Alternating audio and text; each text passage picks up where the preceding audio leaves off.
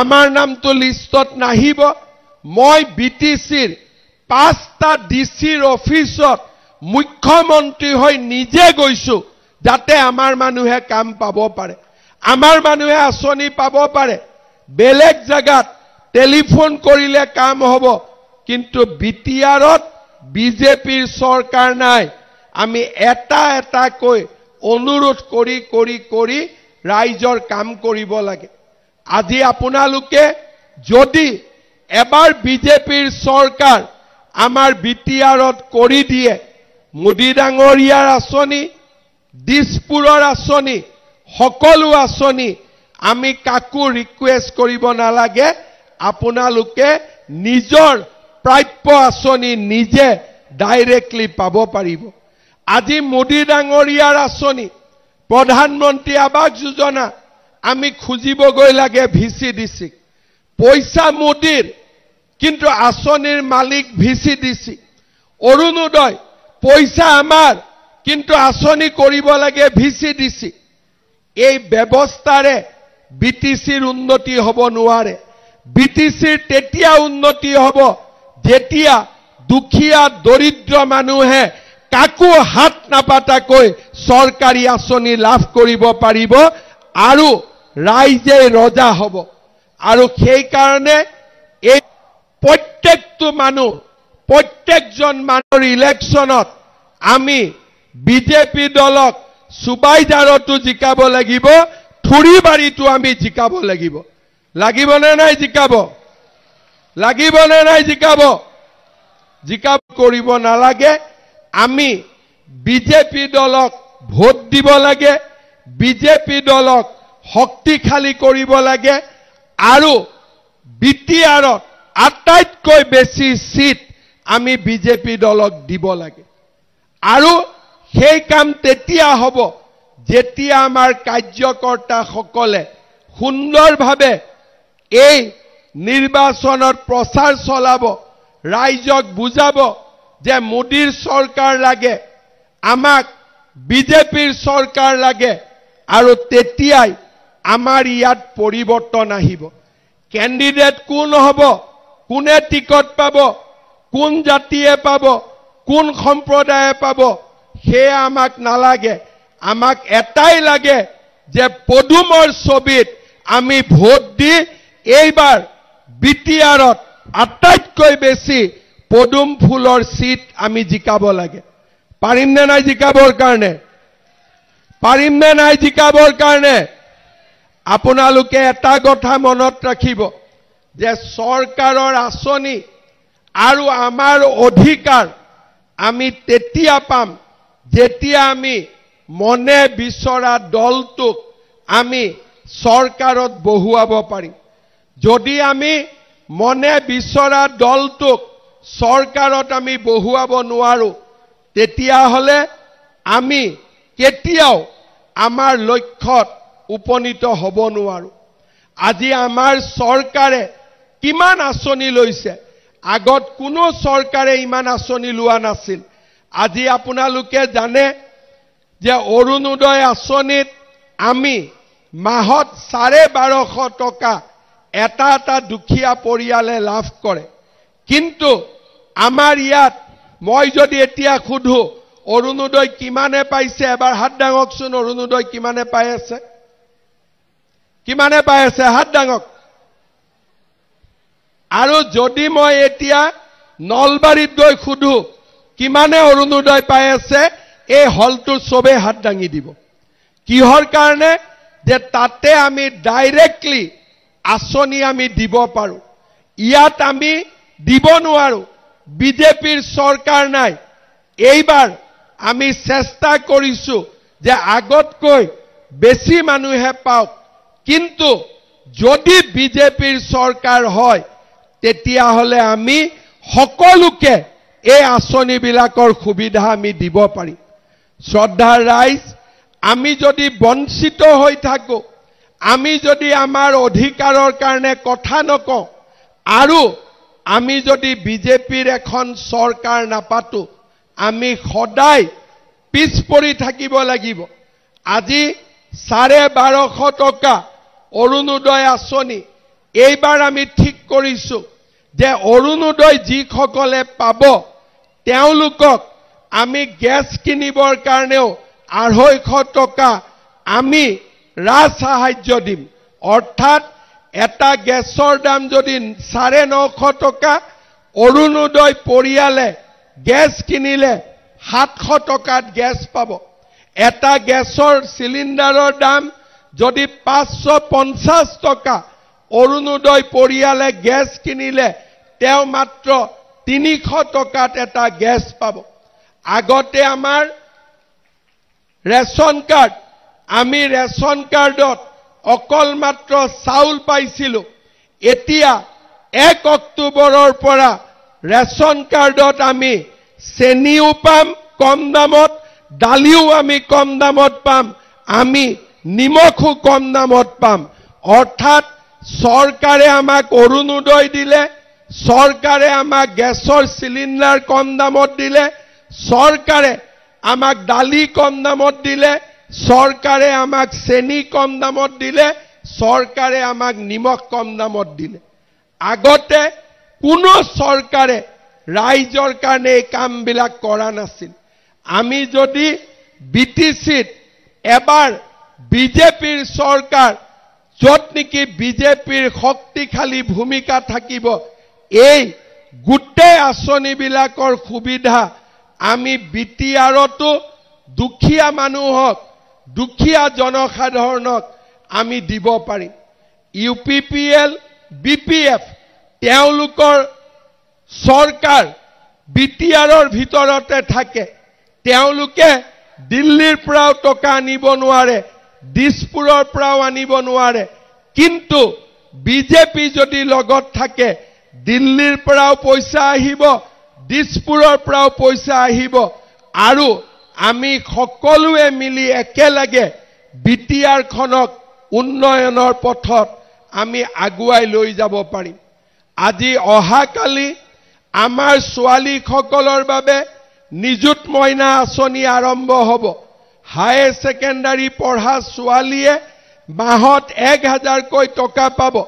Degree পঢ়া ছোৱালীয়ে 1250কৈ টকা পাব, আৰু ইউনিভাৰ্চিটিত পঢ়া ছোৱালীয়ে মাহত 2500কৈ টকা পাব। ৰাজ্য চৰকাৰৰ আঁচনি, যোন ছোৱালীয়ে কলেজত পঢ়িব আমি তাকেই সেই আঁচনি আমি দিব পাৰিম। কিন্তু আমি এটা কথা জানো যে কলেজত সকলোৱে পাব, সেইকাৰণে এই আঁচনি সকলোৱে পাব। কিন্তু গাঁৱত যেতিয়া সিলেকশন কৰিব লাগিব, তেতিয়া আমি সকলোৱে সমানে আঁচনিবিলাক নাপাওঁ। আৰু সেই কাৰণে আমাক বিজেপিৰ চৰকাৰ লাগিব। বিজেপি কোকৰাঝাৰত, বিজেপি দিছপুৰত, বিজেপি দিল্লীত। আপোনালোকে তেতিয়া বিচৰা মতে আমি সমাজখনক আগুৱাই লৈ যাব পাৰিম। শ্ৰদ্ধাৰ ৰাইজ, আমি মিছন বসুন্ধৰা কৰিলো। অসমৰ চাৰিওফালে মানুহে মাটিৰ কাগজ পাইছে, কিন্তু বিটিআৰত আজিও আমি আগবাঢ়ি যাব পৰা নাই। কিয় আগবাঢ়ি যাব পৰা নাই?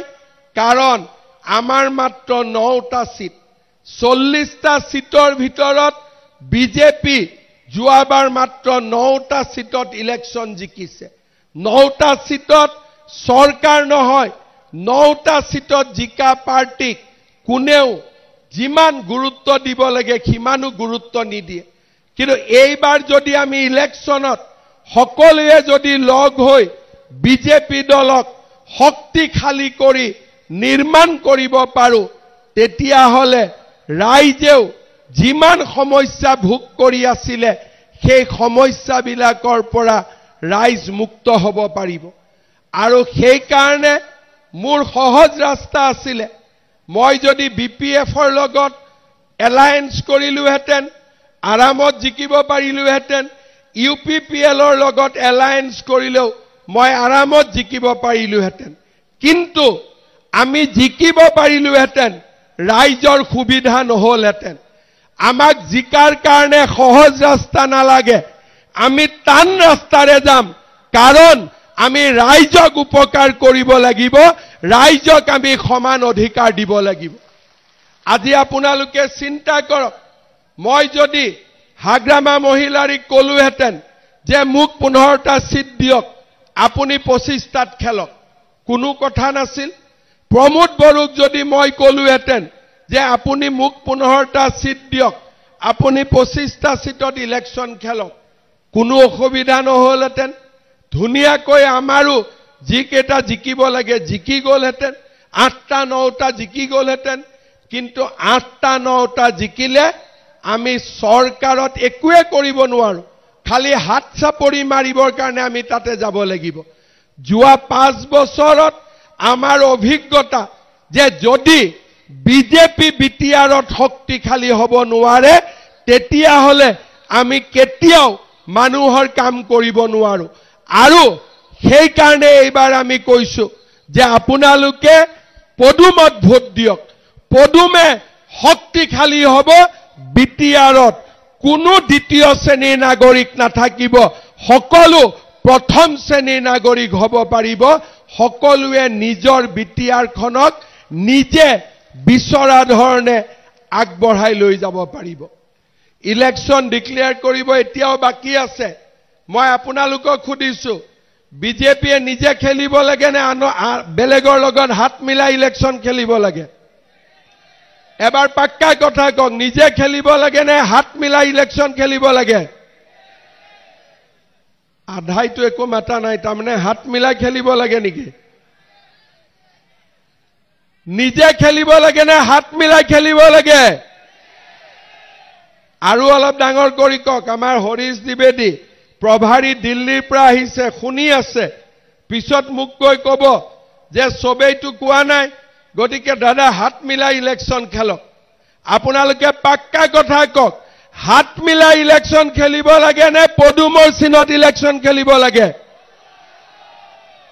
পাক্কা কিন্তু পিছত পদুমক ওপৰত উঠাই দিয়াকৈ ভোট নিদিলে নহব সকলোৱে দিনে ৰাতি কষ্ট কৰিব লাগিব ৰেডি আছে নে নাই কষ্ট কৰিব ৰেডি আছে নে নাই পিছত ক'ব আমাৰ মনৰ মতন ক্যান্ডিডেট নহল সেইকাৰণে হাৰি গল তেনেকুৱা হ'ব পাৰে নেকি ক্যান্ডিডেটটো একটাই হ'ব 5টা ক্যান্ডিডেটটো হ'ব নোৱাৰে নে পাৰে 5টা ক্যান্ডিডেট হ'ব গতিকে যোনে ক্যান্ডিডেট নহওক কিয় আমি সকলোৱে তেওঁৰ কাৰণে কষ্ট কৰিম নে নকৰিম পাক্কা কৰিম আপোনালোকে এটাই কথা মনত ৰাখিব এইবাৰ চাৰিওফালে মই ওদালগুৰি গৈছো তামুলপুৰ বাক্সা চিৰাং কোকৰাঝাৰ এনেকুৱা বিজেপিৰ মিটিং আগত হৈছিল নেকি কেতিয়াবা হৈছিল নেকি এইবাৰ আমাৰ সকলো মানুহ জাগ্ৰত হৈছে এইবাৰ ইলেকশন জিকাৰ আটাইতকৈ ভাল পৰিবেশ আছে আমাৰ যিমান কষ্ট আছে যিমান আমাৰ মনত দুখ আছে যিমান আমাৰ মনত বেদনা আছে এইবাৰ সব আমি পিছ পেলাই নতুন ৰাস্তা দি আগবাঢ়িব পাৰিম যদি আমি বিজেপি দলক জিকাব পাৰো আপোনালোকে জানে যে ইয়াৰ পিছত এছেম্বলি ইলেকশন আছে 2026 চনত মই মুখ্যমন্ত্ৰী হ'ব লাগে নিয়ম মতে মই ইয়াত আহিবই নালাগে ভাই বিপিএফ জিকক ইউপিপিএল জিকক আমাক সাপোর্ট কৰিব লেঠা শেষ হয় না নহয় মই বিপিএফক কম তুমি জিকিলে মোক সাপোর্ট কৰিবা ইউপিপিএলক কম তুমি জিকিলে মোক সাপোৰ্ট কৰিবা কিন্তু মই সহজ ৰাস্তা বিচৰা নাই মই এইবাৰ বিচাৰিছো যে আমাৰ সৰকাৰ হলে নহব দিছপুৰত বিটিআৰৰ ৰাইজো আগবাঢ়িব লাগিব বিটিআৰৰ ৰাইজেও সমান অধিকাৰ পাব লাগিব আৰু সেই কাৰণে যোৱা এক মাহ ধৰি আমি একোৱে কৰা নাই যোৱা কালিও গোটেই দিনটো মই বাক্সাত আছো আজিও গোটেই দিনটো চিৰাঙত অহা পৰহি আকৌ কোকৰাঝাৰ শেষ কৰি আকৌ ওদালগুৰি তামুলপুৰ বাক্সা চিৰাং কোকৰাঝাৰ 20 তাৰিখলৈকে মই গুৱাহাটীত একোৱে কাম ৰাখা নাই মাত্ৰ বিটিআৰ কাৰণ বিটিআৰৰ ৰাইজে আমাক ইলেকশ্যনৰ সময়ত কয় যে দাদা জমিটাৰ কাজ হলো না, দাদা এইটো নাই হোৱা, মই শুনি থাকিব লাগে, কৰিব একো নোৱাৰো। সেইকাৰণে এইবাৰ আমি সিদ্ধান্ত লৈছো যে আমাৰ কৰিব পাৰা অধিকাৰ আমাক লাগে। বিজেপিক আটাইতকৈ শক্তিশালী দল হিচাপে আমি বিটিআৰত ইলেকশ্যন জিকাব লাগে। আৰু একবাৰ যদি বিটিআৰত বিজেপি হায়েষ্ট সিট পাব পাৰে, ৰাইজৰ দুখ কষ্ট একেবাৰে নোহোৱা হৈ যাব। কাৰণ আমি বিজেপি কাৰো এগেইনষ্টত নাই, আমি সকলোৰে সমৰ্থনত আছো। 26টা জনগোষ্ঠীৰ কাম হওক, একেলগে কাম হওক, সকলো মিলা মিছাৰে থাকক।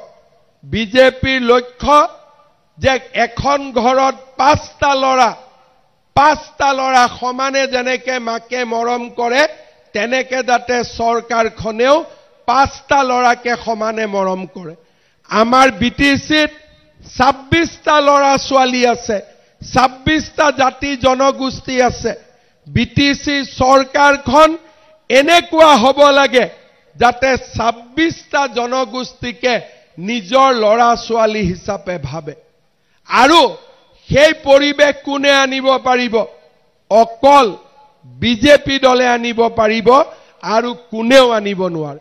ভোট আমি যাকে নিদিও কিয়, ভোট দিয়া হ'ব, কিন্তু আমাৰ কাম নহ'ব। কিন্তু যদি আমি বিজেপি দলক জিকাও, বিজেপি দল শক্তিশালী হয়, সকলো আমাৰ 26টা জনগোষ্ঠী নিজৰ ল'ৰা ছোৱালীৰ দৰে চৰকাৰখনে মৰম কৰিব, আৰু আমি আগবঢ়াই লৈ যাব পাৰিম। আজি মই বিজনীত আছো। অজয় ৰয়ক যোৱাবাৰ আপোনালোকে জিকুৱাইছিলে। আজি আপোনালোকে নিজে দেখিছে যে আমি বিজনীত বিটিআৰ চৰকাৰ নাথাকোতেও আমি যিমান পাৰো, যিমান প্ৰতিশ্ৰুতি দিছিলো, গোটেইখিনি কাম আমি কৰিছো। কিন্তু কাম আৰু 3 গুণ হ'ব লাগিছিল, আৰু 4 গুণ হ'ব লাগিছিল। কিন্তু কাম কৰিবৰ কাৰণে অজয় ৰয়ে যদি কয় অমুক গাঁৱত মাটিটো লাগে, বিটিআৰে উল্টা ফালে মাটিটো দি দিয়ে। বোলে এই ৰাস্তা কৰিব লাগে, নহয় এইফালৰ পৰা আৰম্ভ কৰিব লাগে। কিন্তু কোকৰাঝাৰতো যদি আমাৰ অধিকাৰ থাকে, দিছপুৰতো আমাৰ অধিকাৰ থাকে, দিল্লীতো অধিকাৰ থাকে, তিনিটাই একেলগে একে ডাইৰেকশ্যনত আমি সমাজখনক আগুৱাই লৈ যাব পাৰিম। আৰু সেইকাৰণে ৰাইজক মই আহ্বান জনাম, আপোনালোকে যাতে এইবাৰ বিজেপিক ইলেকশ্যনত ভোট দিয়ে, পদুমত ভোট দিয়ে। মই যোৱাকালি মোক এজন সাংবাদিকে সুধিছিল যে আপোনালোকে কেইটা সিটত ইলেকশ্যন খেলিব। মই কৈছিলো যে মই 20 তাৰিখৰ আগতে 20ৰ পৰা 25ৰ ভিতৰত ইলেকশ্যন ডিক্লেয়াৰ হ'ব। মই কৈছিলো যে 20 তাৰিখৰ আগতে মই সব সমষ্টিত যাম, ৰাইজক সুধিম ইয়াত বিজেপি খেলিব লাগে নে নালাগে। যদি ৰাইজে কয় নালাগে, আমি নেখেলো, লাগে যদি আমি খেলিম। আৰু সেইকাৰণে মই সকলো ৰাইজকে ভাবি চিন্তি আপোনালোকক মই উত্তৰ দিব কম, সুবাইজাৰত আমি ইলেকশ্যন খেলিব লাগে নে নালাগে? নে নাঙলক সাপোৰ্ট কৰিব লাগে, নে ট্ৰেক্টৰক সাপোৰ্ট কৰিব লাগে, নে পদুমক লাগে? পাক্কা কথা কওক, পদুম হ'ব? এই পিছফালে কোৱাই নাই, পদুম লাগিব নে নালাগিব? পাক্কা? পিছত নকব অমুক কেণ্ডিডেট হল কাৰণে হাৰি গল বুলি। জিকিব নে নাই পদুম? সুবাইজাৰ, থুৰিবাৰী, পদুম লাগে নে নালাগে? পাক্কা কথা কওক, চিন্তা কৰি। পিছত বোলে ওই ক্যান্ডিডেট হলো না, ওনাকে আমি ভোট দিবে না, এরকম হলে হবে না। ঠিক আছে? পদুম লাগে না না লাগে? পাক্কা লাগে? ঠিক আছে। ইয়াতে মোক রাইজে কৈ আছে যে যোৱাবাৰ যি কাৰণ হৈ গল তো হৈ গল, কিন্তু বিজনী ৰেল ষ্টেচনত কলিকতাত যাব, চেন্নাইত যাব আৰু জম্মু কাশ্মীৰ যাব, ৰেলৰ একটা ষ্টপেজ লাগে। লাগে নেকি? নালাগে নেকি? এই তোমাকে লাগে কি নালাগে? ঠিক আছে, লাগে। তাৰ পিছত ইয়াত ৰাইজে কৈছে যে মনেশ্বৰী গাঁৱত এটা ৰেলৱে আণ্ডাৰপাছ লাগে। লাগে নেকি? এইটোতো নালাগে, পাক্কা লাগে। তাৰ পিছত ৰাইজে কৈছে যে নাংগ দৰবাৰী কানামাক্ৰা ব্ৰিজৰ পৰা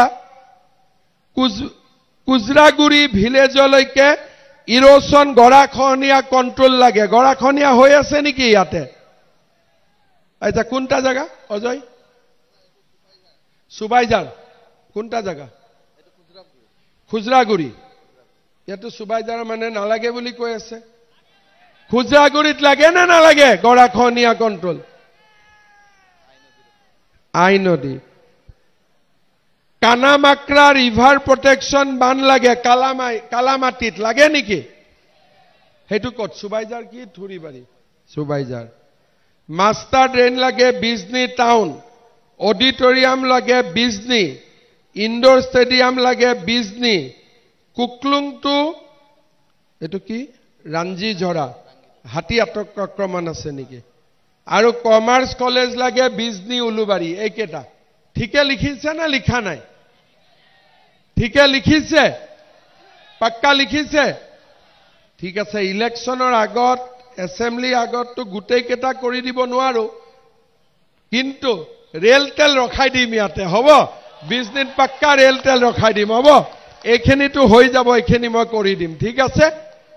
এতিয়া মোক ফাইনেলি কওক, বিজেপি জিকিব নে নাই? মই আজি সুধিবৰ কাৰণে আহিছো। জিকিব নে নাই বিজেপি? পাক্কা? ঠিক আছে। তেতিয়াহ'লে মই ক'ত ক'ত ইলেকশ্যন খেলিম লিষ্ট বনাই আছো। সুবাইজাৰ ইলেকশ্যন খেলিম, থুৰিবাৰী খেলিম, পাক্কা? ভাবি চিন্তি কৈছে কি নাই? ঠিক আছে, হবেতো? হবে? পাক্কা হবে? ঠিক আছে, পরে না হলে কিন্তু হবে না, ঠিক আছে? জিকা আনিব পাক্কা? ঠিক আছে, সকলোৱে জিকা আনিব, একদম পাক্কা? পাক্কা? পুৰা পাক্কা? থুৰিবাড়ি আমি ইলেকশন খেলিম, সুবাইজাৰ ইলেকশন খেলিম, পাক্কা? তেতিয়াহ'লে মোৰ লগত কব, ভাৰত মাতা কে, ভাৰত মাতা কে, নৰেন্দ্ৰ মোদী, নৰেন্দ্ৰ মোদী, অমিত শাহ, অমিত শাহ, সুবাইজাৰৰ কাৰ্যকৰ্তা, সুবাইজাৰৰ কাৰ্যকৰ্তা, থুৰিবাড়িৰ কাৰ্যকৰ্তা, থুৰিবাড়িৰ কাৰ্যকৰ্তা। বহুত বহুত ধন্যবাদ। দুটা কথা কৈছো, আগষ্টত ইলেকশ্যন ডিক্লেয়াৰ হ'ব, দুৰ্গা পূজাৰ আগতে ইলেকশ্যন হ'ব, ঠিক আছে? ইলেকশ্যনৰ সময়ত মই সুবাইজাৰতো মিটিং কৰিব আহিম, থুৰিবাড়িতো মিটিং কৰিব আহিম, ঠিক আছে? বহুত বহুত ধন্যবাদ। জয় হিন্দ, বন্দে মাতৰম। हेलो, भारत माता की, भारत माता की, नरेंद्र मोदी, नरेंद्र मोदी, अमित शाह, अमित शाह, जेपी नड्डा, जेपी नड्डा, दिलीप शइकिया, दिलीप शइकिया, आमार दলৰ কাৰ্যকৰ্তা, आमार दলৰ কাৰ্যকৰ্তা। बहुत बहुत धन्यवाद।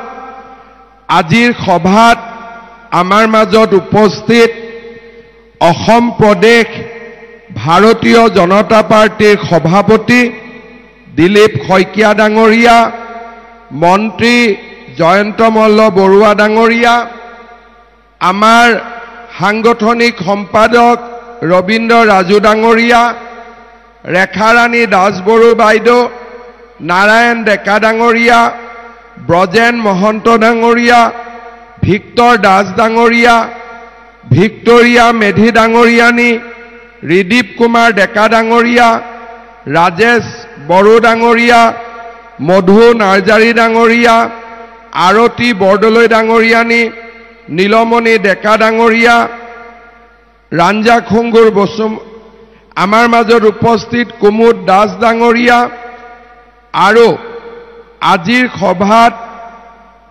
উপস্থিত সন্মানীয় অতিথিসকল, আই মাতৃসকল আৰু যুৱক যুৱতী বন্ধু বান্ধৱীসকল, আমাৰ দলৰ বিভিন্ন বুথৰ পৰা অহা কাৰ্যকৰ্তা বন্ধু বান্ধৱীসকল, আজি ৰাখী পূৰ্ণিমা। আজিৰ দিনটোত আমাৰ ভাৰতীয় সভ্যতা সংস্কৃতিৰ বাবে আজিৰ দিনটো অতিকে গুৰুত্বপূৰ্ণ আৰু মহান দিন। ভাতৃ আৰু ভগ্নীৰ মাজত থকা যি পবিত্ৰ সম্বন্ধ, সেই সম্বন্ধক আজিৰ দিনত আমি সোঁৱৰণ কৰোঁ।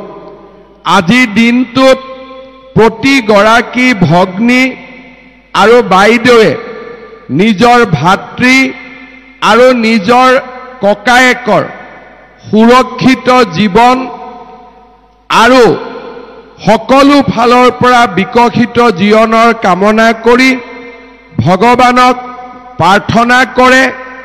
ককায়েক ভায়েকৰ হাতত পবিত্ৰ ৰাখী বান্ধি তেওঁৰ সুস্বাস্থ্য কামনা কৰে।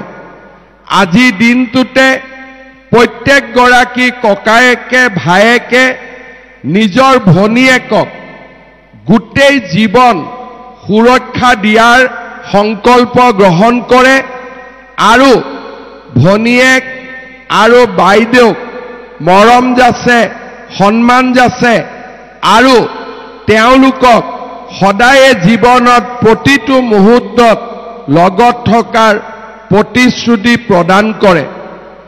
এয়া আমাৰ ভাৰতীয় সংস্কৃতিৰ এক অমূল্য বৰদান যে আমি ভায়েক আৰু ভনীয়েক, ভাতৃ আৰু ভগ্নীৰ সম্পৰ্কক এক পবিত্ৰ সম্পৰ্ক বুলি গণ্য কৰোঁ আৰু ইয়াক আমি অত্যন্ত গাম্ভীৰ্যতাৰে আৰু পবিত্ৰতাৰে পালন কৰোঁ। আজিৰ এই মহান দিনটোত, ৰাখী পূৰ্ণিমাৰ এই পবিত্ৰ দিনটোত মই অসমৰ প্ৰতিগৰাকী বাইদেউ আৰু ভণ্টিলৈ মোৰ বহুত বহুত মৰম যাচিছোঁ আৰু আমি আজিৰ দিনটোত আকৌ এবাৰ প্ৰতিজ্ঞা কৰিছোঁ যে অসমত নাৰী, মহিলা, বাইদেউ, ভণ্টিৰ সুৰক্ষা আৰু বিকাশৰ বাবে আমি নিৰবিচ্ছিন্নভাৱে কাম কৰি যাম। আমাৰ অসমক মহিলা আৰু নাৰীসকলৰ বাবে আমি সুৰক্ষিত কৰিম। তেওঁলোকক আগবাঢ়ি যাবলৈ আমি সকলো প্ৰকাৰে সহায় আৰু সহযোগিতা আগবঢ়াম। আমাৰ চৰকাৰে গ্ৰহণ কৰা অৰুণোদয় আঁচনি, নিযুত মইনা আঁচনি, মহিলা উদ্যমিতা আঁচনি, বাল্য বিবাহৰ বিৰুদ্ধে আমাৰ চৰকাৰে লোৱা প্ৰচেষ্টা, এই সকলো প্ৰচেষ্টাই আজি আমাৰ ৰাজ্যখনৰ মহিলা সমাজক সুৰক্ষিত কৰিছে। মই আশা কৰোঁ যে অনাগত দিনত এনে বহুত আঁচনি আৰু আমাৰ সামগ্ৰিক সংকল্পই আমাৰ ৰাজ্যখনক আৰু অধিক আগুৱাই লৈ যাব আৰু আমি অসমক এখন বিকশিত ৰাজ্যৰ মৰ্যাদালৈ লৈ যাবলৈ আমি সক্ষম হ'ম। পুনৰ এবাৰ ৰাখী পূৰ্ণিমাৰ এই পবিত্ৰ দিনটোত মই সকলোলৈ শুভেচ্ছা আৰু মোৰ মৰম আৰু শ্ৰদ্ধা নিবেদন কৰিছোঁ। শ্ৰদ্ধা ৰাইজ, আজি আমাৰ সভাত বাগানপাৰা আৰু গৈবাৰী এই দুয়োটা পৰিষদীয় সমষ্টিৰ পৰা আমাৰ কাৰ্যকৰ্তাসকল আহি উপস্থিত হৈছে। বাগানপাৰাৰ কিছু বুথ মুছলপুৰ পৰিষদীয় সমষ্টিৰ লগত জড়িত হৈ আছে। আজিৰ সভাত তেখেতসকলো আহি আমাৰ মাজত উপস্থিত হৈছে। মই সকলোকে ধন্যবাদ আৰু কৃতজ্ঞতা জনাইছো। আমাৰ সভাপতি দিলীপ শইকীয়া ডাঙৰীয়াই বিটিআৰ নিৰ্বাচন সম্পৰ্কে আপোনালোকক খৰচি মাৰি ব্যাখ্যা কৰিছে। যোৱা এসপ্তাহ মই এক প্ৰকাৰ গোটেই দিনটো বিটিএডিতে পাৰ কৰিছো, বিটিআৰতে পাৰ কৰিছো। ওদালগুৰি জিলাৰ মুদৈবাৰী, হৰিচিঙা, খালিংদুৱাৰত আমি 3খন সভা কৰিছিলো। যোৱাকালিও মই আমাৰ ওদালগুৰি জিলাত কেইবাখনো ননৈ, চেৰফাং, ভেৰগাঁও, খৈৰাবাৰী 3খনকৈ সভাত যোৱাকালি মই উপস্থিত আছিলো। ইয়াৰ আগতে তামুলপুৰত, দৰঙাজুলি, নাগ্ৰিজুলি, শুক্লাই, চেৰফাঙত মই মিটিঙত গৈছিলো। বাক্সা জিলাৰো মুছলপুৰ আৰু মথনগুৰিত মই সভা সম্বোধন কৰিছিলো। চিৰাং জিলালৈ গৈছিলো। থুৰিবাৰী, মানস, চেৰফাং এই গোটেই পৰিষদীয় সমষ্টিবিলাকত, সুবাইজাৰ পৰিষদীয় সমষ্টিত মই মিটিং কৰিছিলো। আৰু কোকৰাঝাৰতো ফকিৰাগ্ৰাম আৰু দতমাত এই কেইদিনৰ ভিতৰতে মই গৈছিলো। আৰু মই য'তেই গৈছো তাতে দেখিছো যে বিজেপিৰ প্ৰতি ৰাইজৰ মৰম আৰু আশীৰ্বাদ। গোটেই কেইটা সমষ্টিতে ৰাইজে সিদ্ধান্ত লৈছে যে এইবাৰ বিটিআৰৰ ইলেকশ্যনত আমি বিজেপিক জিকামেই আৰু বিজেপিৰ নেতৃত্বত আমি বিটিআৰলৈ পৰিৱৰ্তন আনিম। আজি বাগানপাৰা, গৈবাৰী, মুছলপুৰৰ কাৰ্যকৰ্তাসকল ইয়াত উপস্থিত আছে। মই আপোনালোকক সুধিব খুজিছো, বাগানপাৰাত বিজেপি জিকিবনে নাই? এবাৰ পাক্কা জিকিব নে ঢিলা জিকিব? খেলিব লাগিবনে নাই ইলেকশ্যন? নে নেখেলিলেও হ'ব বিজেপি? অলপ ভাল কৰি চিন্তা কৰি কওক। একদম চিন্তা কৰি সেইফালৰ পৰা একো কোৱা নাই। বিজেপিয়ে খেলিব লাগে নে নাই ইলেকশ্যন? পাক্কা? আকৌ পিছত যদি হাৰি যায়, হাৰাৰ সম্ভাৱনা আছে নেকি? একদম নাই, পুৰা।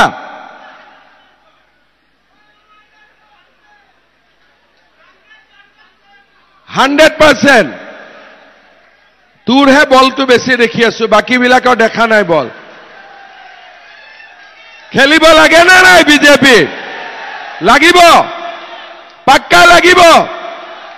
ঠিক আছে, আজি আমি সকলোৱে সিদ্ধান্ত ললো যে বাগানপাৰাত বিজেপি খেলিব, হয়নে নহয়? খালি যাতে হাৰি তাৰি যাব নোৱাৰে দেই, জিকিব লাগিব। সবে জিকিবতো। আৰু এবাৰ চিন্তা কৰি কওক, 1 মিনিট ভাবি, জিকিবনে নাই? আকৌ লাষ্টত কব অমুক কেণ্ডিডেট নহল, তমুক নহল, এইকাৰণে হাৰি গলো। যোন বিজেপিয়ে হয় জিকিবনে নাই? পাক্কা জিকিব। ঠিক আছে, দিলীপ শইকীয়াই শুনি আছে। আৰু এইবাৰ আমি বাগানপাৰাটো পদুমৰ চিনত খেলিম, হ'ব? গৈবাৰীটো অলপ পিছত কথা পাতিম, ঠিক আছে? লাহে লাহে কথা পাতিম, হ'ব? এতিয়া আপোনালোকে প্ৰথম চিন্তা কৰক যে বিজেপিয়ে ইলেকশ্যন কিয় খেলিব খুজিছে। আমাৰ দিল্লীতো বিজেপিৰ চৰকাৰ আছে, দিছপুৰতো বিজেপিৰ চৰকাৰ আছে। কিন্তু আমি কোকৰাঝাৰত আমাৰ চৰকাৰ থকা বুলি দাবী কৰিব নোৱাৰো। কাৰণ আমি মাত্ৰ 9খন আসনত জিকিছিলো আৰু বিজেপিৰ চৰকাৰ হ'বলৈ আমাক 21খন আসন লাগে সেইবাবে যোৱাবাৰ আমি যিমান চেষ্টা কৰিলেও আমি 9খন সিট জিকিলো আৰু বাগানপাৰাটো আমি চেষ্টা যদিও কৰিছিলো আমি শেষ মুহূৰ্তত জিকিব নোৱাৰিলো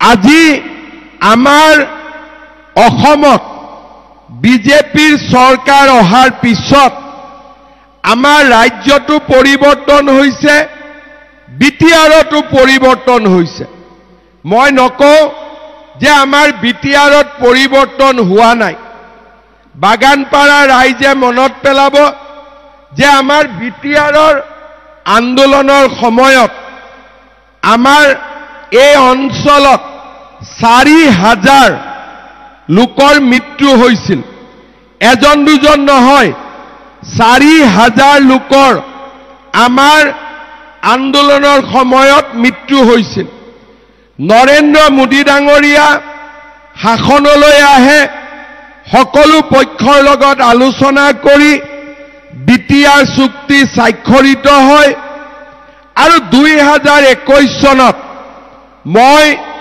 অসমৰ মুখ্যমন্ত্ৰী ৰূপে নিৰ্বাচিত হওঁ মই মুখ্যমন্ত্ৰী হোৱাৰ আগলৈকে অসমৰ মুখ্যমন্ত্ৰীসকল বেছিকৈ বড়োলেণ্ডত নাহিছিলে বিটিআৰত নাহিছিলে আৰু খুব বেছি যদি আহেও কোকৰাঝাৰলৈ গৈছিলে আৰু কোকৰাঝাৰৰ পৰা ঘূৰি গৈছিলে কেতিয়াও বিটিআৰৰ ভিতৰত সোমাই আমাৰ ৰাইজ কেনেকৈ আছে আমাৰ ৰাইজ ভালে আছে নে নাই কোনেও অনুসন্ধানো কৰা নাছিলে কাৰো লগত কোনেও কথা বতৰাও পতা নাছিলে মুখ্যমন্ত্ৰী বিটিআৰত নহা কাৰণে ৰাইজৰ লগত চৰকাৰে কথা নপতাৰ কাৰণে আন্দোলন হৈছিলে আৰু কেতিয়াবা কেতিয়াবা এই আন্দোলন হিংসা ৰূপ লৈছিলে আৰু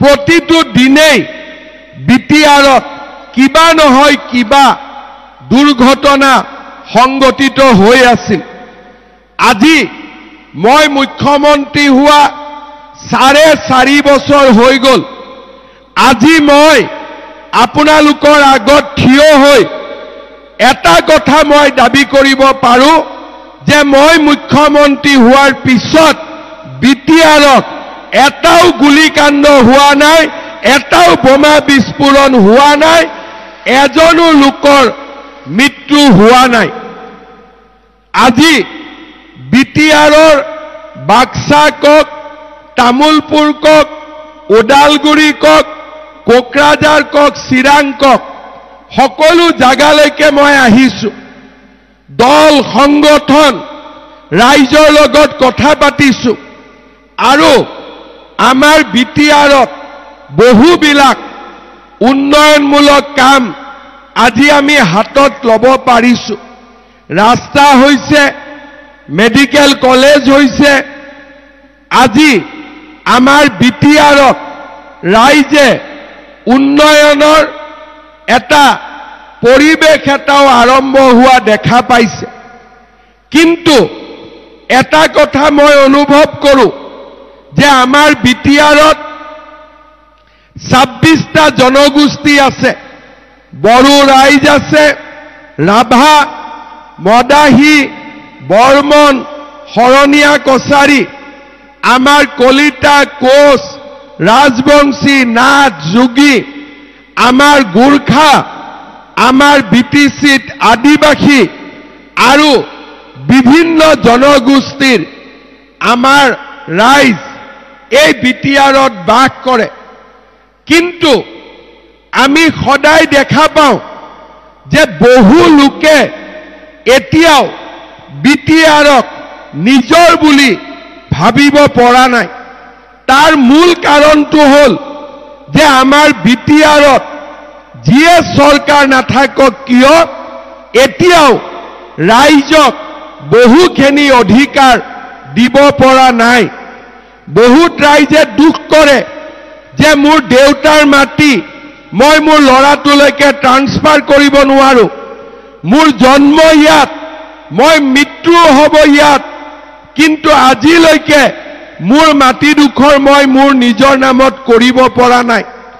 বহুত মানুহে মনত কষ্ট পায় যে মোৰ ঘৰ বাক্সাত, মোৰ ঘৰ তামোলপুৰত, আৰু মোৰ ল'ৰা ছোৱালীৰ জন্মও ইয়াতে, যদি মই ইয়াতে অধিকাৰখিনি নাপাওঁ তেতিয়াহ'লে মই ক'ত যাম? এই চিন্তাই মানুহক এতিয়াও বিটিআৰৰ পৰা দূৰত ৰাখিছে।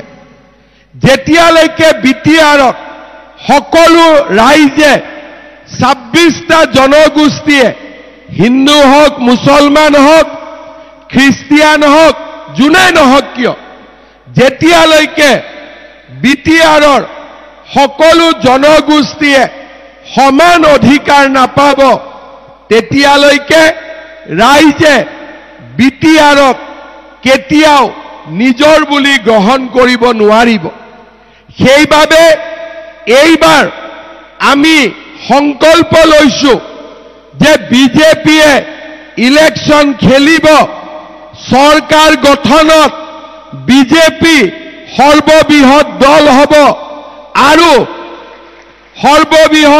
হ'ব আৰু অহা 5 বছৰত আমি এটাই কাম কৰিম যে বিটিআৰত কোনো দ্বিতীয় শ্ৰেণীৰ নাগৰিক থাকিব নোৱাৰিব, সকলো প্ৰথম শ্ৰেণীৰ নাগৰিক হ'ব লাগিব। শ্ৰদ্ধা ৰাইজ, বিটিআৰত যদি দ্বিতীয় শ্ৰেণীৰ নাগৰিক কোনো নাথাকে, সকলোৱে সুবিধা পায়, অধিকাৰ পায়, আমাৰ বিটিআৰ অসমৰ ভিতৰতে আটাইতকৈ বেছি উন্নত জিলা অঞ্চললৈ ৰূপান্তৰ হ'ব পাৰিব। আমাৰ বিটিআৰত বড়ো জনগোষ্ঠীৰ লোক আছে, আদিবাসী আছে, বৰ্মন কছাৰী, বৰ্মন মাণ্ডাই, বঙালী ভাষী, গৰীয়া, দেশী, গোৰ্খা, হাজং, হিন্দী ভাষী, জলহা, কলিতা, কেওট, কোচ, কুৰুক, মদাহী, কছাৰী, মুণ্ডা, নাথযোগী, উৰিয়া, ৰাভা, শৰণীয়া কছাৰী, আমাৰ সান্থাল, অনুসূচিত জাতি, সূত্ৰধাৰ, এই গোটেইবিলাক সকলো ৰাইজে যেতিয়া বুজিব যে আমি বিটিআৰৰ প্ৰথম শ্ৰেণীৰ নাগৰিক, আমাক কোনেও বঞ্চিত কৰিব নোৱাৰিব, আমি বিটিআৰৰ বেলেগ ৰাইজে, সকলো ৰাইজে যি সুবিধা পাব পাৰে আমিও সেই সুবিধা পাব পাৰোঁ, তেতিয়া আমাৰ বিটিআৰত কোনো সমস্যা নাথাকিব। বিটিআৰত বিজেপিয়ে যোৱা 5 বছৰত বিজেপিয়ে শান্তি আনিলে, অহা 5 বছৰত বিজেপিয়ে সকলোৰে বাবে সমান অধিকাৰ আনিব। এয়া হৈছে বিজেপিৰ সংকল্প। শ্ৰদ্ধা ৰাইজ, পৰিৱেশৰ লগত আমি ডাঙৰ হওঁ, পৰিৱেশে আমাক নতুন কথা শিকায়। সময়ৰ লগে লগে বিটিআৰত পৰিৱৰ্তন হৈছে, আগৰ বিটিআৰ এতিয়া নাই। আমিও বিচাৰো যে ৰাজনীতি সলনি হ'ব লাগে, বড়ো, নন বড়ো এই ৰাজনীতিবিলাক থাকিব নালাগে। আমিও বিচাৰো যে সকলো মানুহে বিটিআৰক নিজৰ বুলি আঁকোৱালি লওক, সকলোৱে একেলগে আগবাঢ়ি যাওক। আৰু তাৰ কাৰণে আমি এটা জাতিক আন এটা জাতিৰ ওচৰ চপাই আনিব লাগিব। সকলো ভাষা, সকলো সংস্কৃতিৰ সন্মান হ'ব লাগিব, সকলো মানুহে সমান অধিকাৰ পাব লাগিব। যেতিয়া বিটিআৰত সকলো মানুহে সমান অধিকাৰ পাব, বিটিআৰত সকলো ৰাইজে সমান অধিকাৰ পাব, সকলোৱে নিজৰ মনৰ কথা একেলগে ক'ব পাৰিব, তেতিয়াই আমাৰ বিটিআৰত শান্তিৰ নিজৰা বব সেইকাৰণে এইবাৰ ইলেকশ্যনত মই এটাই কথা কৈছো যে আমি ইউপিপিএলৰ এগেইনষ্টত নাই আমি প্ৰমোদ বড়োক বিৰোধিতা কৰা নাই আমি বিপিএফক বিৰোধিতা কৰা নাই আমি হাগ্ৰামা মহিলাৰিক বিৰোধিতা কৰা নাই আমি মাত্ৰ এটাই কথা কৈছো যে এইবাৰ পদুম ফুলত ৰাইজে ভোট দি বিজেপিক আমি শক্তিশালী কৰিব লাগে কাৰণ বিজেপিয়েহে সমাজখনক বান্ধিব পাৰিব সমাজখনক গঢ়িব পাৰিব আৰু ইটো জাতিক আনটো জাতিৰ ওচৰলৈ লৈ যাব পাৰিব বিজেপিয়ে সকলোকে একেখন মজিয়াত বহুৱাই মনৰ কথা মনৰ দুখ মনৰ কষ্ট আমি ক'ব পৰাৰ পৰিৱেশ এটা নিৰ্মাণ কৰিব পাৰিব সৰু মই এটা উদাহৰণ দিছো এতিয়া মই অলপ আগতে ইয়ালৈ আহিলো ৰাইজক লগ পালো যুৱকসকলে মোক সুধি আছে মামা নতুন পোষ্ট কেতিয়া ওলাব কামাণ্ডো কেতিয়া ওলাব পুলিচত ইন্টাৰভিউ কেতিয়া হ'ব কিয় সুধিছে আগতেতো এইবোৰ নুখুধে কাৰণ আগত জানে চাকৰি পাবৰ কাৰণে 5 লাখ 4 লাখ 10 লাখ টকা ঘোষ দিব লাগে বিজেপি চৰকাৰৰ দিনত আমি অসমত এনেকুৱা এটা ব্যৱস্থা কৰিছো যে চৰকাৰী চাকৰিৰ নামত কোনোৱে তামোল পাণ এখনো ঘোষ ল'ব নোৱাৰে তেনেকুৱা আমি ব্যৱস্থা কৰিছো মানুহে বিশ্বাস কৰে যে বিজেপিৰ দিনত চাকৰি যদি ইন্টাৰভিউ হয় আমি ন্যায় পাম আমি অধিকাৰ পাম আটাইতকৈ দুখীয়া লৰাজনেও চাকৰি পাব জাতি কি কোনেও নুখুধে আমি কি জাতিৰ মানুহ কোনেও নুখুধে মাত্ৰ আমি ভাল কৰি দৌৰিব লাগে পৰীক্ষাত ভাল কৰি লিখিব লাগে কিন্তু আপোনালোকে জানে যে কোকৰাঝাৰতো 3rd গ্ৰেড 4th গ্ৰেডৰ ইন্টাৰভিউ হয় চাকৰি হয় কিন্তু লৰা ছোৱালী এতিয়াও নাভাবে যে কোকৰাঝাৰৰ চাকৰি মই পাব পাৰো দিছপুৰৰ চাকৰি মই পাব পাৰো কিন্তু কোকৰাঝাৰৰ চাকৰিৰ ওপৰত মোৰ বিশ্বাস নাই পাম নাপাম মই নাজানো মই বিশ্বাস কৰো সকলো জাতি উপজাতিয়ে যেনেকৈ মাটিৰ অধিকাৰ পাব লাগে তেনেকে সকলো জাতি উপজাতিয়ে বিটিচিৰ চৰকাৰী চাকৰিৰ সুবিধাও তেওঁলোকে সমানে পাব লাগে আৰু যেতিয়া বিটিচিত ৰাইজে মাটিৰ অধিকাৰ পাব বিটিচিত ৰাইজে ভাষাৰ অধিকাৰ পাব বিটিচিত ৰাইজে সংস্কৃতিৰ অধিকাৰ পাব বিটিচিত ৰাইজে চাকৰিৰ অধিকাৰ পাব কোনো দিনে বিটিচিত আৰু হুলস্থুল নহব অশান্তি নহব এই বিটিচি এখন অসমৰ ভিতৰতে আটাইতকৈ বিকশিত অঞ্চললৈ ৰূপান্তৰ হ'ব শ্ৰদ্ধাৰ ৰাইজ মই মানুহৰ চকুৰ পৰা মানুহৰ বুকুৰ পৰা দুখবিলাক নোহোৱা কৰিব খোজো যেতিয়া বিটিচি গঠন হৈছিল সকলো ৰাইজে বিটিচিক স্বীকাৰ কৰা নাছিল বহু দিনলৈ আজিও মই যদি কওঁ যে কোন কোন গাঁও বিটিচিৰ পৰা ওলাই যাব খোজে শ গাঁৱে আজিও আবেদন কৰিব যে মামা আমাক বিটিচিৰ পৰা লৈ যাওক মোক এতিয়াও ৰাইজে স্মাৰক পত্ৰ দিয়ে 2003 চনত বিটিচি হল আজি 25 চন 22 বছৰ পিছতো ৰাইজে কয় যে আমাক বিটিচিৰ পৰা লৈ যাওক এই পৰিৱেশটো কিয় হ'ব পায় এই পৰিৱেশটো আমাক কিয় লাগে 22 বছৰত আমি যদি মৰম পালোহেঁতেন আমি যদি সন্মান পালোহেঁতেন, আমি যদি অধিকাৰ পালোহেঁতেন, কোনো মানুহেও নকলেহেঁতেন আমাক বিটিচিৰ পৰা বাহিৰলৈ লৈ যাওক। এই পৰিৱেশটো আমি সলনি কৰিব লাগিব। বিটিচিত সকলো ৰাইজে, সকলো জনগোষ্ঠীৰ ৰাইজে সমান অধিকাৰ যেতিয়া পাব, সকলোৱে যেতিয়া মৰম পাব, সকলোৱে যেতিয়া স্বীকৃতি পাব, কোনেও নকয় আমাক বিটিচিৰ পৰা বাহিৰলৈ লৈ যাওক। সেই পৰিৱেশটো কোনে আনিব পাৰে? সেই পৰিৱেশ কোনো বেলেগ ৰাজনৈতিক দলে আনিব নোৱাৰে। সেই পৰিৱেশ অকল বিজেপি দলে আনিব পাৰে। বিজেপিয়ে সম উন্নয়ন আৰু সম অধিকাৰ ৰাইজক দিব পাৰে। মোক বহুতে কৈছিলে যে বিটিচিৰ ইলেকশ্যনত উঠিলে বিজেপি উঠাটো ভাল হ'বনে বেয়া হ'ব। আমি আলোচনা কৰিছিলোঁ যে বিজেপিয়ে জোৰ কৰি ইলেকশ্যন উঠা ভাল হ'বনে বেয়া হ'ব। আমি আলোচনা কৰিছিলোঁ।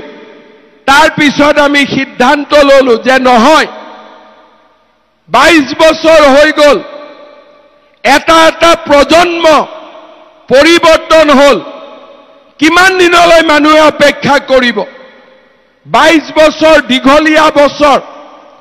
এতিয়া সময় আহিছে যাতে প্ৰতিখন ৰাইজে, প্ৰতিটো ৰাইজে অধিকাৰ পাব পাৰে, সম অধিকাৰ আৰু সম উন্নয়ন হ'ব পাৰে।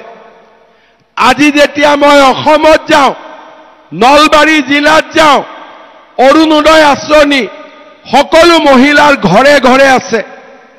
বিটিচিত সকলোৱে নাপায়। কিয় নাপায়? ইয়াত আঁচনি পাবৰ কাৰণে ভিচিডিচিৰ ওচৰত যাব লাগে। আমাৰ প্ৰধানমন্ত্ৰীয়ে ঘৰ দিয়ে। প্ৰধানমন্ত্ৰীৰ ঘৰ দুখীয়া ৰাইজে পাব লাগে। কিন্তু বিটিচিত প্ৰধানমন্ত্ৰীৰ মতে ঘৰ নহয়, হিমন্ত বিশ্ব শৰ্মাৰ মতে অৰুণোদয় নহয়। তাৰমানে যোনে টকা দিয়ে তাৰ মতে ঘৰো নাপায়, তাৰ মতে অৰুণোদয়ো নাপায়। আজি ভিচিডিচি হ'ল বৰালি মাছ। ভিচিডিচিয়ে যেতিয়ালৈকে নকয় তেতিয়ালৈকে ইয়াত একো কাম নহয়। তেতিয়ালৈ আমি এমএলএক ভোট দি কি লাভ? মন্ত্ৰীক ভোট দি কি লাভ? এই ব্যৱস্থাৰ পৰিৱৰ্তন হ'ব লাগিব। আমি অৰুণোদয় সকলোৱে পাব লাগিব, ঘৰ সকলোৱে পাব লাগিব। অকল ভিচিডিচিয়ে পালে নহ'ব, আমি সকলোৱে পাব লাগিব। এই কথা বেলেগে খুলি ক'ব নোৱাৰে। চবে ভয় কৰে, কিন্তু মোৰ ভয় নাই, কাৰণ মই কাকো অন্যায় নকৰো। সকলোৰে লগত আছো, সকলোৰে লগত থাকিম। মোৰ ভয় নাই, কাৰণ মই সকলোকে সমান চকুৰে চাওঁ। আৰু তাৰ কাৰণে মই ক'ব পাৰো যে বিটিচিত আমি ভিচিডিচিৰ ৰাজত্ব শেষ কৰিব লাগিব, মানুহৰ ৰাজত্ব আমি আনিব লাগিব। মানুহৰ ৰাজত্ব আনিব লাগিব। বিজেপিয়েও আহি কয় মোক ভিচিডিচিত সোমাই দিয়ক, কংগ্ৰেছেও কয় মোক ভিচিডিচিত দিয়ক, ইউপিপিএলেও কয় মই ভিচিডিচিত দিয়ক, বিপিএফেও কয় মই ভিচিডিচিত দিয়ক। আৰু সব ভিচিডিচিয়ে পাব নেকি? পাব্লিকে একো নাপাব নেকি? সেইকাৰণে এইবাৰ ইলেকশ্যনৰ পিছত আৰু 6 মাহ থাকিব বিধানসভালৈকে। তাৰ আগতে আমাৰ সকলো ৰাইজে মোৰ ইলেকশ্যনৰ আগতে অৰুণোদয়ৰ অধিকাৰ পাব লাগিব। এইবিলাক নহ'ব। দিছপুৰৰ পৰা আমি টকা পঠাম, কাবাক খাবৰ কাৰণে নহয়, ৰাইজে খাবৰ কাৰণে আমি টকা পঠাওঁ। ব্যৱস্থাৰ পৰিৱৰ্তন লাগিব। মই যোনে জিকিব সকলোকে মই দিছপুৰত মাতি কম যে বিটিচিৰ মানুহে বুকুত দুখ লৈ চলি আছে, বিটিচিৰ মানুহে মনত কষ্ট লৈ চলি আছে। আৰু সকলো মানুহ যেতিয়ালৈকে বিটিচিৰ ৰাইজৰ মনৰ পৰা আমি দুখ মচিব নোৱাৰো, কষ্ট মচিব নোৱাৰো, আমি বিটিচিত কেতিয়াও আমি সম উন্নয়ন কৰিব নোৱাৰো। বিটিচিত খেতি পথাৰ আছে, বিটিচিত মানৱ সম্পদ আছে, বিটিচিত পৰ্যটনৰ স্থান আছে, বিটিচিত শ শ বছৰ পুৰণা ধৰ্মীয় অনুষ্ঠান আছে, বিটিচিত মানস অভয়াৰণ্য আছে, সকলো আছে। মাত্ৰ বিটিচি ৰাইজক মৰমৰ মাত এষাৰ লাগে, সন্মানৰ মাত এষাৰ লাগে, বিটিচি ৰাইজক এটা সমমৰ্যাদা লাগে। এই কামখিনি আমি যদি কৰিব পাৰো আৰু বিটিচিত কোনো সমস্যা নাথাকিব, বিটিচিৰ জীৱনলৈ পৰিৱৰ্তন আহিব। আজি মই যেতিয়া ডিব্ৰুগড়ত মিটিঙত যাওঁ, যেতিয়া মই নলবাৰীত মিটিঙত আহোঁ, মই ৰাইজক মৰমেদি সোধো যে ৰাইজ কোনে কোনে অৰুণোদয় পাইছে হাত উঠাওকচোন। কিয় মই জানো যে 90% মানুহে হাত উঠাব, কিন্তু ইয়াত আহি মোৰ ভয় লাগে। যদি কয় কোনে কোনে অৰুণোদয় পাইছে, হাতখন বহুত উঠোৱা মানুহ কমি যায়। সুবিধাটো আমি সমানেই দিওঁ, কিন্তু যোনে পাব নালাগে তাক দি দিয়ে, যোনে পাব লাগে তাক নিদিয়ে। সেইকাৰণে হাত উঠাব ক'ব বেয়া লাগে। এতিয়া 1250 টকা আমি অৰুণোদয় দিম। জানুৱাৰী মাহৰ পৰা অৰুণোদয় পৰিয়ালক গেছ কিনিলে আমি আৰু 250 টকা দিম চিলিণ্ডাৰৰ নামত। কিন্তু মই ইয়াত কৈ যাম, আপোনালোকেতো নাপাব। নাপালে ভাবিব কি লাভ হ'ব, বেলেগৰ ভাল কথাহে শুনিলো, আমিতো নাপাওঁ। এই পৰিৱেশটো আনিব লাগিব যাতে বিটিচিটো ৰাইজে আইসকলে সেই অধিকাৰ সমানে পাব পাৰে। সেইকাৰণে ছেপ্টেম্বৰত বিটিচিৰ ইলেকশ্যন হ'ব, মোৰ ইলেকশ্যন মাৰ্চত হ'ব। এই মাজৰ মাহকেইটাতে আমি অন্তত বিটিচিৰ আই মাতৃসকলৰ মুখত হাঁহি বিৰিঙাব লাগিব, আমি পৰিৱৰ্তন আনিব লাগিব। আৰু সেইকাৰণে এইবাৰ বিটিচিত মই নিজে ডিচি অফিচত আহিছো, মই নিজে কাগজ চাইছো যে বেলেগৰ ওপৰত এৰি নিদিওঁ। মই মুখ্যমন্ত্ৰী, ভিচিডিচি মোৰ মালিক নহয়।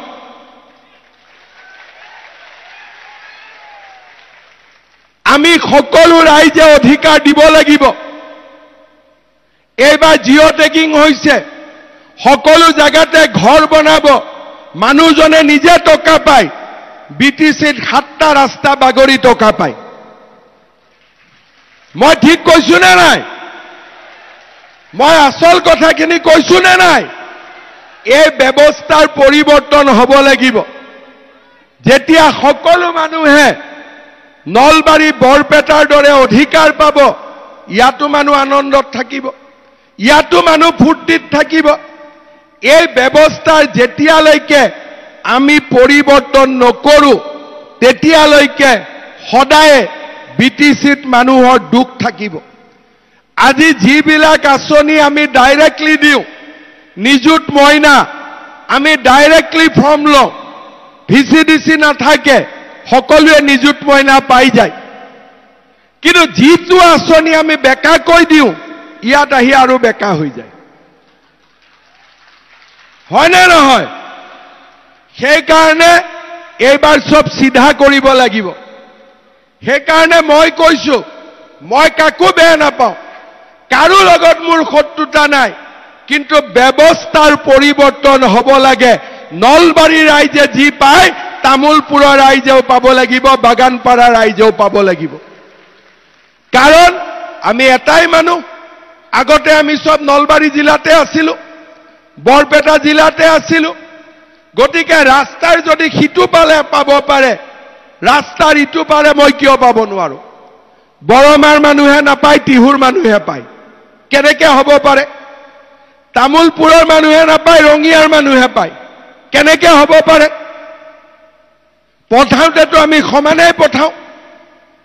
মোৰ ইলেকশ্যনৰ ভিডিঅ' চাব মই যে দেখো অৰুণোদয় কোনে কোনে পাইছে হাত ডাঙক অন্তত মিটিঙৰ 70% মানুহে হাত উঠাই দিয়ে এতিয়া মোৰটো ইয়াত খুদিবই ভয় লাগে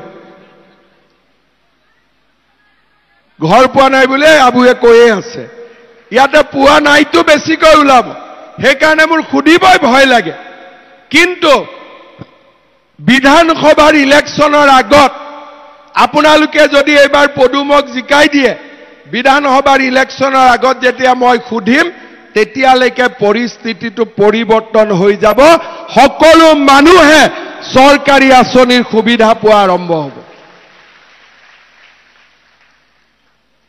মই ষ্টাডি কৰিছো যে ইয়াত গণ্ডগোলটো কি হয় লাষ্টত মই দেখিলো বৰালি মাছৰ কাৰণে ইয়াত বেছিকৈ গণ্ডগোল হয় হয়নে ঠিক কৈছো নে নাই মই ইলেকশ্যনত ভোট দিয়ে কাবাক কোনোবা এমচিএল হয় কোনোবা ইএম হয় ৰাতি ৰাতি কোৰ পৰা ভিচিডিসি জন্ম হৈ যায় খেলিমেলি আৰম্ভ হৈ যায় সেইকাৰণে এইবাৰ এই পৰিবেশৰ আমি পৰিৱৰ্তন কৰিব লাগিব কোনো মানুহৰ মই এগেইনষ্টত নহয় হয়তো ভিচিডিসিত আমাৰ বিজেপিও আছে মই নাই বুলি নকওঁ কিন্তু পাৰ্টি মোক নালাগে বিজেপিয়ে কয় সমাজ ওপৰত পাৰ্টি তলত ব্যক্তি আৰু তলত ভাৰত ওপৰত পাৰ্টি তলত পাৰ্টিতকৈ পৰিয়াল আৰু তলত যদি সমাজে হাঁহি থাকে মোৰ নেতা কেজনে কান্দি থাকিলেও মোৰ আপত্তি নাই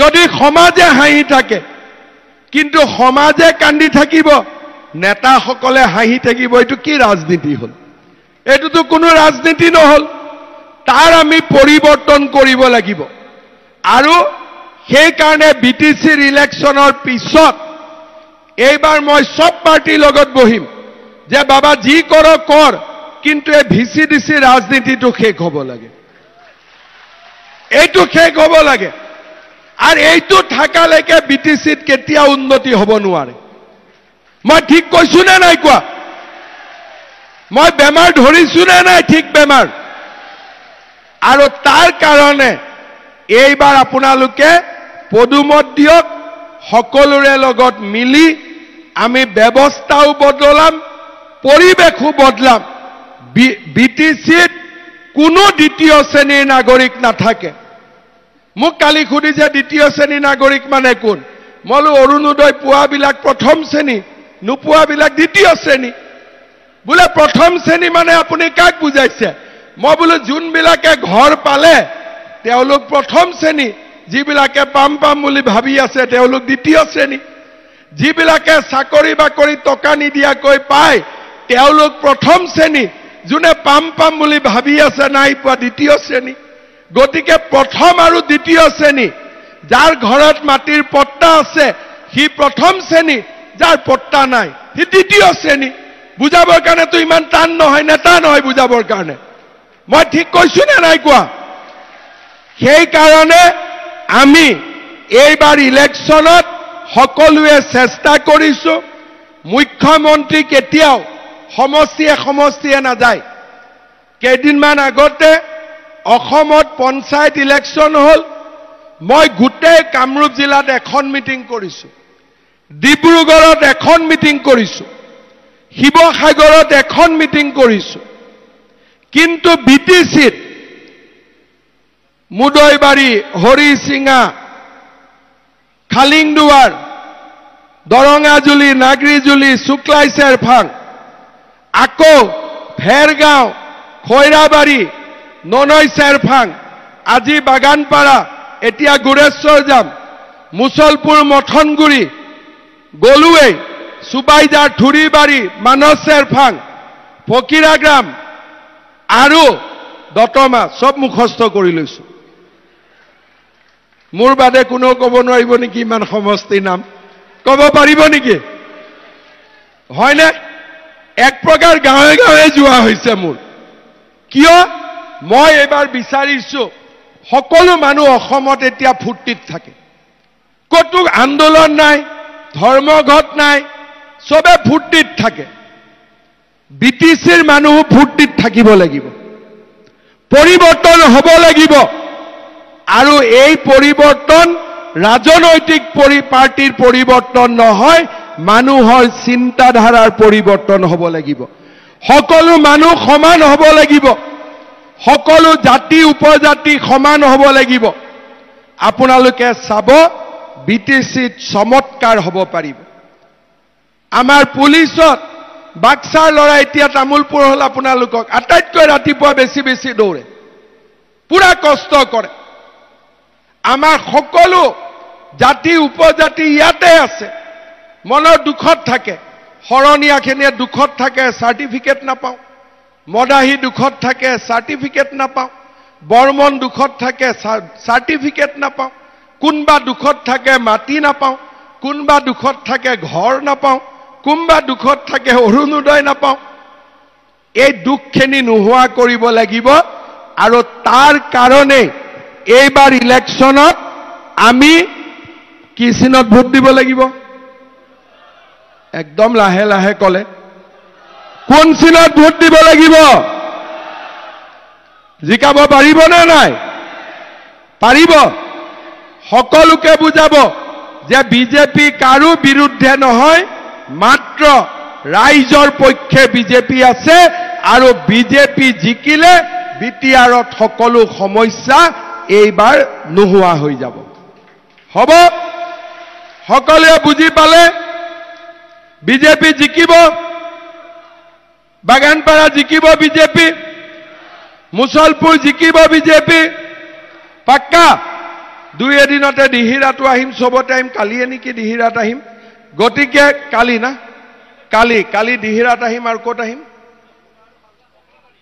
ককলাবাৰীত আহিম মুটাৰে গাঁৱে গাঁৱে যাম ঘৰে ঘৰে যাম আৰু এইবাৰ যাতে ৰাইজক কথাখিনি বুজাব পাৰো ঠিক আছে সকলোৱে সম উন্নয়ন সম অধিকাৰ আৰু বিটিচিৰ উন্নয়নৰ কাৰণে সকলোৱে এইবাৰ পদুমৰ চিনত ভোট দিব আৰু পদুমক বিজয়ী কৰিব আৰু আপোনালোকে একদম চিন্তা নকৰিব বোলে আমি ভয় খাম অমুক খাম সেই পৰিৱেশ এতিয়া নাই পৰিৱৰ্তন হৈছে আৰু পৰিৱৰ্তন হ'ব লাগিব এইটোৱে হৈছে আমাৰ লক্ষ্য এইটোৱে হৈছে আমাৰ উদ্দেশ্য পুনৰবাৰ ৰাখী পূৰ্ণিমাৰ আপোনালোকক শ্ৰদ্ধা জনাইছো ইলেকশ্যন যেতিয়া কেণ্ডিডেট হৈ যাব নমিনেশ্যন হৈ যাব আগষ্টৰ 20ৰ পৰা 25ৰ ভিতৰত ইলেকশ্যন ডিক্লেয়াৰ হ'ব পূজাৰ আগতে ইলেকশ্যন হৈ যাব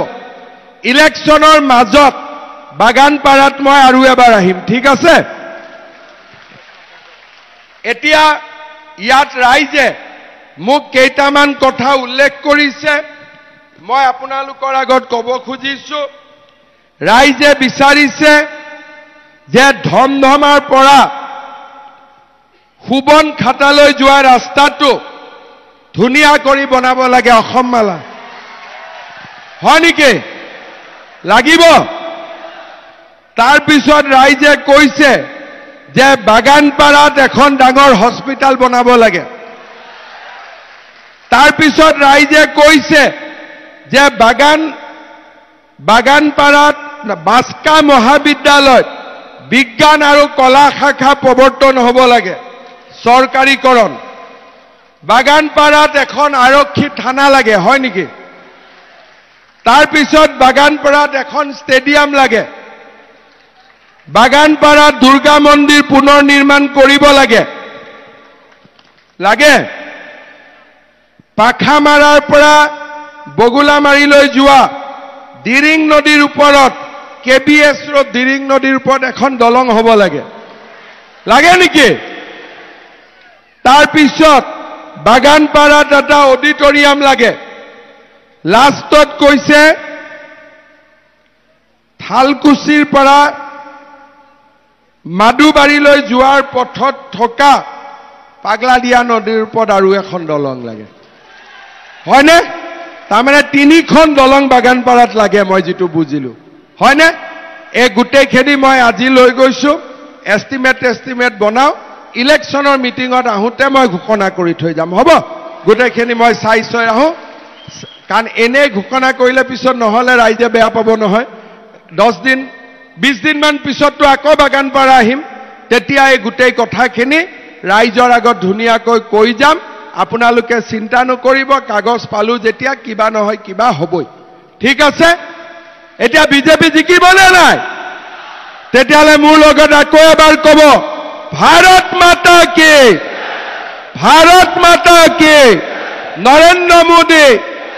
নৰেন্দ্ৰ মোদী অমিত শাহ জেপি নাড্ডা দিলীপ শইকীয়া বাগানপাৰাৰ কাৰ্যকৰ্তা গৈবাৰীৰ কাৰ্যকৰ্তা মুছলপুৰৰ কাৰ্যকৰ্তা বিটিআৰৰ কাৰ্যকৰ্তা বহুত বহুত ধন্যবাদ জয় হিন্দ বন্দে মাতৰম